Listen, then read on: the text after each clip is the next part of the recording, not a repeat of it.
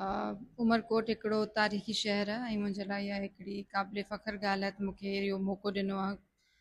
Government of Sindh के आउं हिते SSP मूं पंहिंजो चार्ज वरितो आहे। हिते ॾिसो मंशात जेका आहे उहो हिते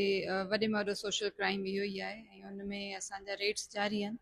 ऐं रोज़ जी तादाद में तक़रीबन मोर देन 1500 लीटर जेका आहे उहा कची शराब उमरकोट पुलिस रिकवर करे पई। उन खां अलावा ॿिया अल्हम्दुलिल्लाह गुटके ते काफ़ी कंट्रोल आहे, पर जिथां बि उन ते बि कार्रवाइयूं हलनि थियूं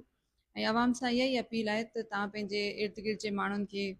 पंहिंजे ॿारनि खे, पंहिंजे घर जे ॿियनि भातियुनि खे इन मंशात जी लानत खां परे रखो, उन्हनि खे इनकरेज न करियो ऐं तव्हांखे मूं ऑलरेडी नंबर फ्लोट कयो आहे पंहिंजो, त उन नंबर ते बर वक़्तु इतला ॾियो। इहो उमरकोट पुलिस जो विजिलेंस जो हिकिड़ो WhatsApp जो नंबर आहे ऐं तव्हां असांखे इतला ॾींदा त असां लाइ आसानी थींदी कार्रवाई करण में।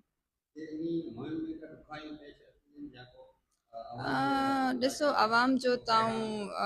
आउं ॾाढी इम्प्रेस्ड आहियां कि आवाम हिते भरपूर साथ ॾिए थी ऐं जॾहिं बि पुलिस कार्रवाई करणु वञे थी को रेजिस्टेंस नथो अचे, बल्कि आसपास जा माण्हू वधीक पुलिस खे फैसिलिटेट करे ॿुधाइनि था किथे शराब जी भट्टी आहे या छा हले थो। मौसम जी थोरी ॾुखियाई आहे त हिते असांजी पुलिस डेफिनेटली वर्दी में जॾहिं वञे थी एतिरे 12-1 बजे इलाही गर्मी आहे ऐं उन गर्मी जे बावजूद बि रेगिस्ताननि में परे परे जे इलाइक़नि में शराब जी भटियुनि जे पोयां या मंशात जे पोयां पुलिस जा रेड हलनि था त आउं सम्झां थी त इहा हिकिड़ी क़ाबिल तहसीन काविश आहे उमरकोट पुलिस जी।